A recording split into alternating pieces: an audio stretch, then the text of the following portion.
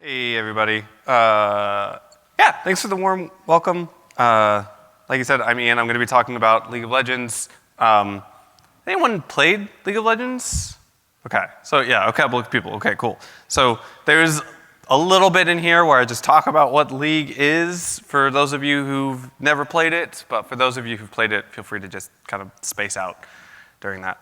So what I'm going to talk about is just like, I'm going to give everybody kind of a brief overview of what Riot kind of looks like and how like all the game studios work. I'm going to talk a little bit about the problem spaces that our team is kind of looking at within League of Legends and the game studio. And then I'm going to do a little bit of a tech dive, and then I'll just kind of do some closing thoughts. Throughout this, I'm going to be like kind of referencing other little like articles and stuff that I've talked about and done. So I won't be going like super comprehensive into any particular model, but you can always refer to these. And I think this might be at least my first talk where there will be no mention of like ChatGPT or like LLMs or anything. So, sorry about that.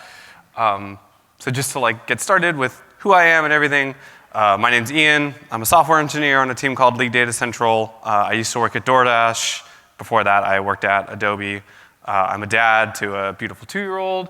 I'm in this band called Circle of Size. We're like a metal band. We're putting out a record at the end of this year. So go check that out if you like kind of death metal stuff, death black metal. My team is in kind of pictured here. We're the middle team, League Data Central. The reason this is kind of important is like, I just want to highlight how our kind of studio is structured. Essentially what we have is kind of us, our data team. We have a team that works primarily on the game engine and the game engine tools. League of Legends runs on a proprietary game engine with like a bunch of proprietary tooling to help do asset development and all that stuff. So if you've ever worked with like Unreal or Unity, that's kind of an okay parallel to what they're kind of building. But it's going to be a little bit different just because League of Legends has been around for a very long time. So it's got a lot of custom stuff kind of going on. And then we have a services team who's kind of mostly thinking about like SRE and like helping do future product development as we like ship new game modes and stuff like that. If you kind of zoom back out a little bit further, the way Riot's broken up is we have a series of studios who think about building particular games, and then we kind of have a central team that builds like central tooling for like our internal development platform, security analysis, anti-cheat stuff, as well as data. So we have like a core data team who thinks about the data warehouse, thinks about like our data lake infrastructure, like how we might run Airflow, our Airflow infrastructure. So I won't be talking too much about that today. My wife is also working in the infrastructure platform team. She works on the cloud operations team. But the data teams tend to be a little more interesting because like, as I'm sure some of you guys have also realized, like being on a data team requires a decent amount of like embedding within the product team to actually make any kind of impact. So a lot of the times we tend to be this weird kind of blend of central infrastructure and kind of product development. So what we're going to talk about is, of course, video games. Riot builds a ton of video games. We just recently announced a few new ones too, but so like there's League of Legends, which is a MOBA that's been running for somewhere north of 15 years. We have the the mobile port, which is Wild Rift. We have Legends of Runeterra, which is a super fun kind of card game. So for any of you who've like played like Yu-Gi-Oh or Magic the Gathering, that game's super fun. It's also my favorite of Riot Games' kind of options. There's Teamfight Tactics, which we're also going to talk about. There's Valorant, which is a tech shooter, and then there's a team that works with kind of partnering with other indie studios to push out games kind of related to the IP that aren't developed in-house. There's a new game, I think it's The Tale of Nunu, The Song of Nunu, just got released a little while ago, and that's kind of one of those examples. This is a picture of League. If you've never seen League, it's a 5v5 kind of game. And essentially what you're trying to do is just take over kind of the map against the opposing team. You fight, you do all this cool stuff, you run different champions. It's super fun, go play it. I main Trundle, he's like a troll who's super fun. I think the guy who runs sound in the back, he mains Misfortune, which I think is pretty sweet. This is Wild Rift, which is just a mobile port of the same game. So if you want to play it on your phone, feel free to do it. The mechanics are a little bit different. This is Teamfight Tactics, which is kind of like an auto battler, kind of chess kind of game. This one's a little bit more for folks who are into kind of like strategy games and stuff like that. You can also play it on your phone. We got a ton of other games. We got Valorant going on. We have this game, The Ruined King, which is like a super fun RPG if you're into that. We've got a ton of games in R&D, like we've got an MMO going on. I think at Project Evo, we also just talked about our new fighting game. So if any of those kind of things interest you, go check those things out. And the reason we do it is because we have like a very healthy kind of fan base. We have like people who play our game from all over the world. We've had people who've been playing our game for like almost a decade now, and like they're very active in the community. There are people who do cosplaying. There are people who professionally play our game in kind of esports settings. So we want to kind of nurture all of those different things. So we work really hard to make these people pretty happy, and that kind of includes what we're going to talk about on some of the data side and how we try to help give our players just like slightly different experiences from other games. So to kind of return to League, basically the kind of core things that you need to know before we get into this are, we have a proprietary game engine that we have to service, and we have to extract data from it, push data into it, and deploy models into. We have 3 different games that we support: League, TFT, and Wild Rift, and we need to handle all of those in like a scalable fashion, but also with whatever kind of interesting one-off cases that we'd have to do for those particular games. And we do it in-game, we do it around the game experience, and we do a lot of back-of-house stuff. So just to like color it a little bit more, a lot of the things that we see as kind of challenges are very rarely the technical components. A lot of the times, the things that we're trying to solve are like product problems involving a swath of different kinds of trades, which I haven't really seen at different companies. So like, we'll have people who are game designers who think mostly just about how you would like build the game and like how is the game played and all that kind of stuff. We have people who are just strictly in the ops space who just care about running the game, which is a bit different than like a DevOps role. It's closer to something that you might see like from a networks operations center or something like that. And we have people who build the game, but like anywhere from service engineers all the way to like low-level C++ and like assembly developers. And we kind of need to be able to explain what data and machine learning is to that wide range of people. So when we work with designers, a lot of what we're trying to say is that like we're not a support function. We're here to help you build really good products, but we're also here to like help realize the products that you have like thought about using machine learning, because there might be cases where like you can't realistically do a rules engine for something like this, and we could just train a model to do it. So that also requires a lot of explaining and just talking to people and figuring it out. And kind of the way we found a lot of success with that is by embedding data scientists with these teams. So our team has like a small group of software engineers with a larger group of data scientists who work kind of directly in different game teams to help them understand what their uses are. When it comes to like working with operations people, we have to be very clear that like we're not breaking the game, because like their whole thing is to not break the game. League of Legends has been around for a long time. We release the game every 2 weeks in different patches, and we've missed like 2 patches in our entire existence. So like 15 years releasing every 2 weeks, it's like a bit of a big deal. So like not doing that is very important. So we have to be very accurate, very precise with what we're doing. But like we're a data team. So like a lot of the things we care about come after production has happened. So how can you build things before they even hit production, explain to people that it's not going to break, and then all of a sudden be like, oh, by the way, we need the 50 terabytes of data that might come 3 days after to actually know if this was successful. So a lot of that is kind of an interesting engagement. And then when it comes to software engineers, I mean, a lot of this is just like explaining to them that what we do isn't magic. What we do is mostly based on statistics and random chance. But we have to build kind of deep relationships with them to help really kind of get in front of kind of problematic areas where like machine learning would be a better use than like something like just hard coding it.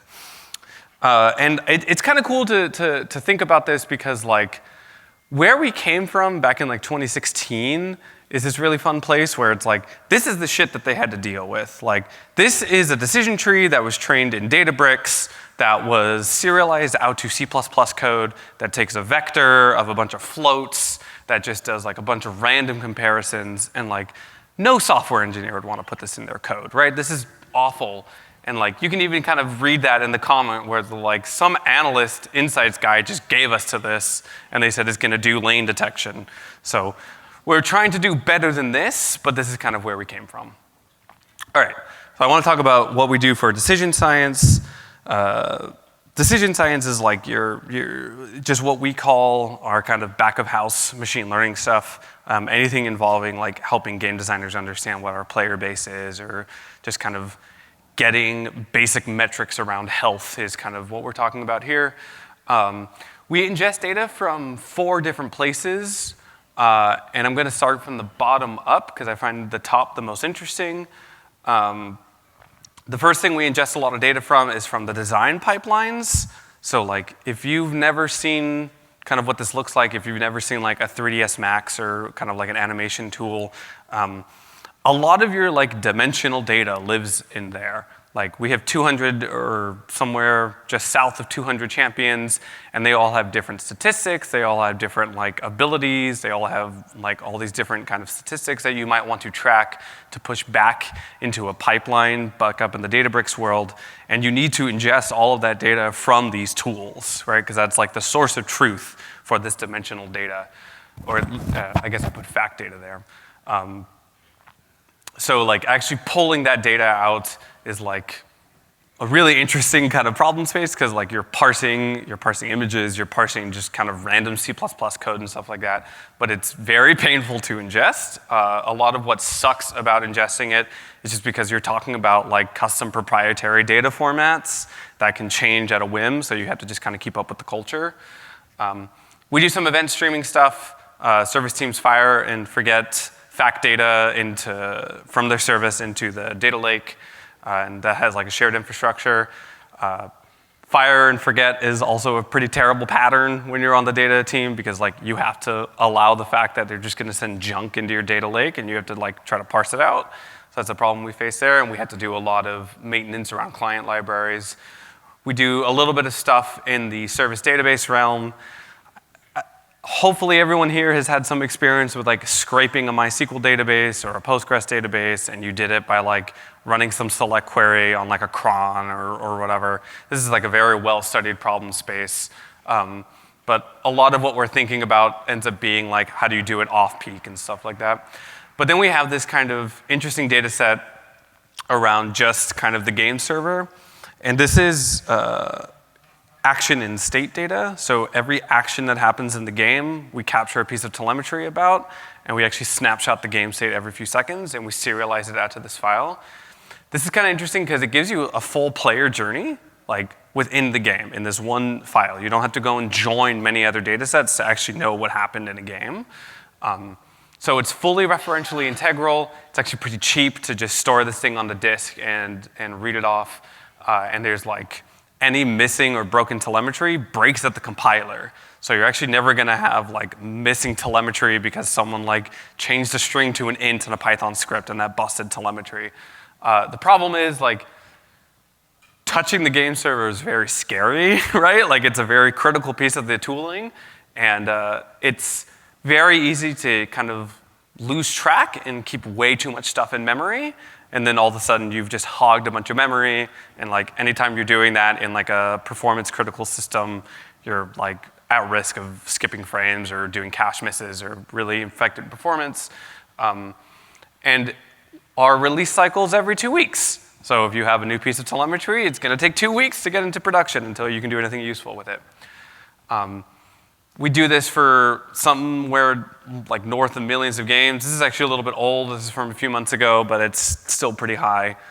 This is just the game count kind of per shard. We have like 17 regional deployments. So one of the products we build for our game designers because like there's no way they're going to be able to read through this. There's no way they're going to be able to go into designer tools and do it. We have a product called, we call it MetaPangu internally. And what this tool is it basically learns what the TFT kind of compositions were, and it kind of learns what dominant compositions were. And the whole gist here, or like the whole idea here is we were basically learning the meta of the game using a topic modeling approach without game designers having to like crawl Reddit and interview players. So this ends up being very useful for a lot of game designers because like they can get this kind of 1,000-foot view of millions of TFT games without having to dig into particular logs. They can kind of find out like, oh, we had this Sejuani kind of build that we really wanted to push and maybe it didn't do so good. We can kind of change it. We have a very similar tool that is one of our kind of key products on the League of Legends side, which is around game balance, which is a bit of a meme for anyone who plays League. Just to be clear, I am not on the game balance team. We just help the game balance team. But like, no one came here for that. You guys came here to hear about how we ship models in game. So like, let's talk about that. So we have a few different kind of modes of shipping shipping models. We can ship a model on a patch-by-patch basis, and those are kind of these pre-aggregate systems as long as the cardinality is pretty small. And like the data is not going to change that often, so it's okay to just do kind of patch-by-patch refreshes. There are models where the effect might change every game. So we have a couple models that run kind of in the around game experience that get called out at the end of the game as like a microservice that we'll break down. I had a soon TM here for second by second, but we actually do have a few things in production now that run, that evaluate a neural network kind of in game to do some small approximations. And those are running using basically a custom built neural network engine. It's nothing like PyTorch, but you can actually do pretty reasonable linear algebra in a game system that has a pretty reasonable linear algebra system already built into it. Frame by frame is also something that we think about, but like this is very far into the future. Evaluating a model at 60 frames per second is a very difficult challenge, and with only 3 engineers, there's no way we're going to do it anytime soon.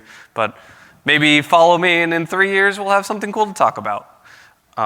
So for these patch-by-patch systems, we've got a couple different recommenders I want to talk about. These are kind of your, you can really think of it as like a collaborative filtering approach, where what we're doing is we're just trying to like find some item that maximizes its probability of being in the next state of some champion's inventory. It runs kind of every day in Airflow. You can see kind of the Airflow DAG up there.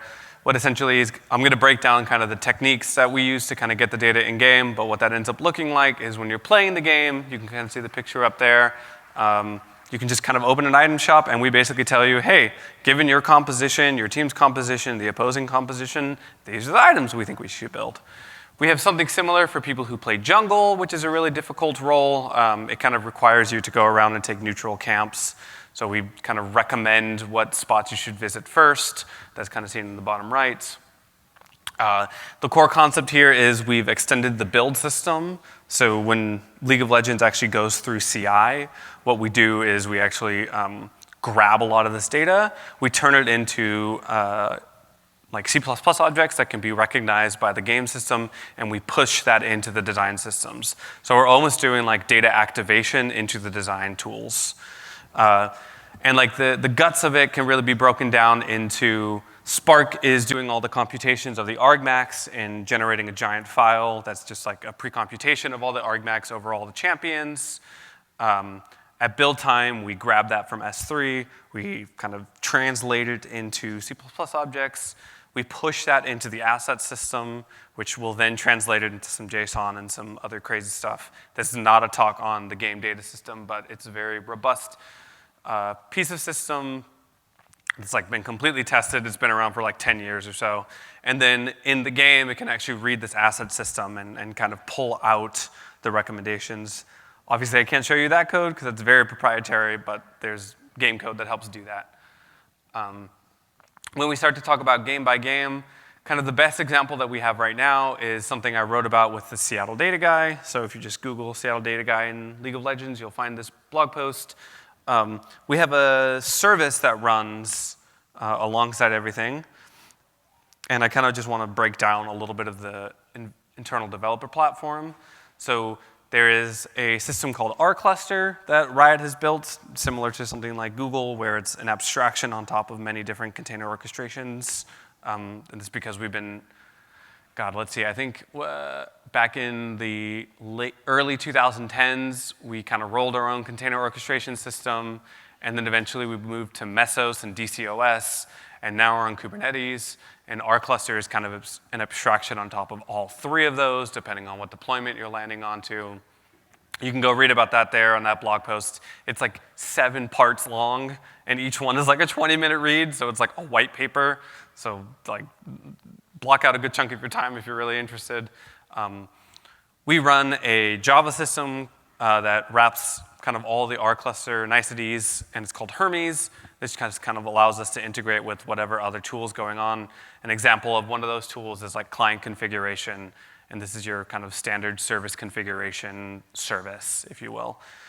So one thing that we're going to talk about is we have a model to do something called feeding detection, and kind of the concept is what we want to do is, given a game and given a particular player, we want to find out if they were purposely playing bad to cause the team to lose. And this can be anything from just like running under the turret so you're dying, to like starving your team of gold.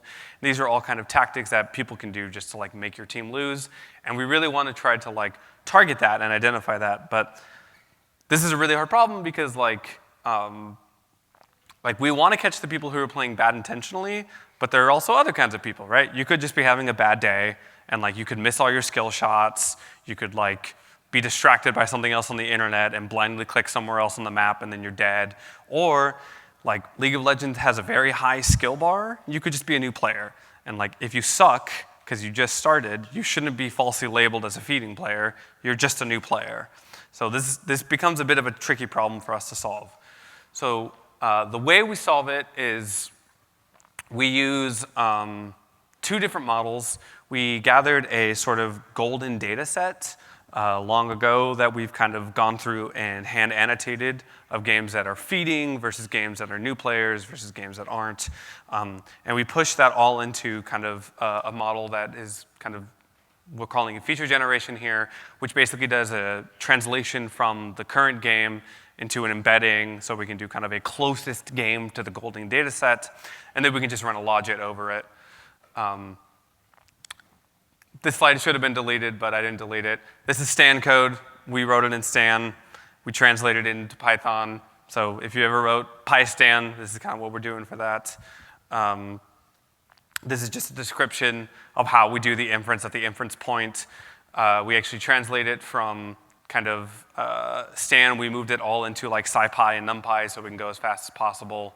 And this is your formula for like how we're doing kind of our logit. I think this is the, this is like a probability function from that. So the concept behind it is we run a service in production that runs this very thin Java wrapper that integrates with all of our services, and then we just call back into Bento ML. So Bento ML ends up being our actual kind of serving layer. And this all runs on top of Docker. So like all of the data that needs to get there gets trained by Databricks. The code gets packaged. We push that onto PyPy, and then we do all the standard integrations. So like the deployment models are a little bit different, just depending on what's going on. I am running out of time, but suffice it to say, the deployment models just depend on like who the data scientist is and what problem they need to solve. If it's like something that we don't need super tight performance control over, we just let them model it in whatever they need. If not, then we try to be a little bit tighter and do very particular frameworks. Some future work that we're looking into, we're trying to really expand into the experimentation space and get A/B testing down. Of course, ChatGPT is always going to be there. I think there are people looking to ChatGPT on our team. But like the whole goal from a product perspective is we want to own our own destiny and help build good products. And we want to make it easy for data scientists to push data into production. And that's it. Thanks, everybody.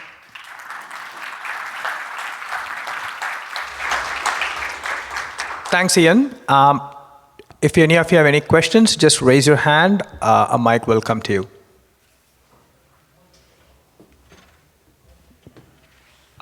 Hello. Thanks for the talk, by the way. So yeah, you mentioned League is a team game. Team members have to communicate. Sometimes that communication can get a little bit wild.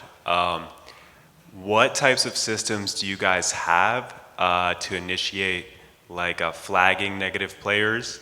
And how do you differentiate between someone who's like passionately advocating for themselves versus someone who's just a toxic team member? Yeah, toxic behavior and toxic feedback is like a really interesting problem space.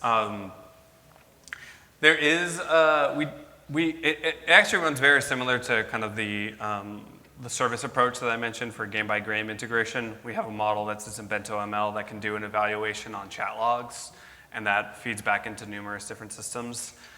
Generally, what we try to do with those kinds of things is the model will do an evaluation just to say, like, was this toxic or not? And then it'll actually end up going into like player support. And we let them kind of handle it from there. We do obviously want to remove that burden from player support. That's like a lot of work, but we haven't quite got there yet. Fantastic. Any other questions? We'll take maybe one.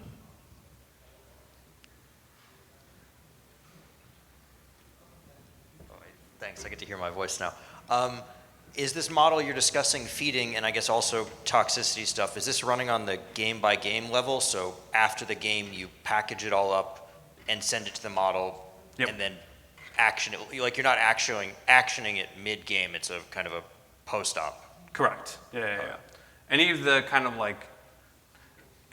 mid-game stuff is a little bit tricky. One approach that Valorant has taken that we're also kind of like looking at is finding ways to remove problematic behavior like immediately and just like replace those players with bots. That's like one kind of aspect you could think about to solve those kinds of problems, but we generally try to do some of this stuff in post-game just because it's a little bit easier for us to backtrack if something went wrong, but that might change in the future. Fantastic. And I saw one more hand come up, so just to make sure we get that question in.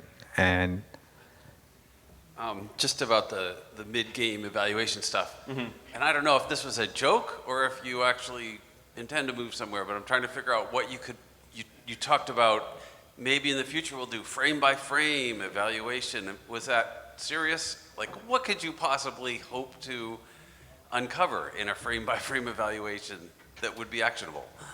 I think doing like literal frame by frame, 60 frames per second, yada, yada, yada for the entire game is probably getting into the realm of like ridiculous territory. But like you could imagine us wanting to run a model frame by frame for the course of like 5 seconds to help understand like how our player is playing and then like give them a tutor or something. So like we have a couple use cases that like require that kind of high fidelity inference, and I just kind of bucket them into frame by frame because it's less about kind of a second by second thing and closer to like how is the minute game state changing based on player behavior.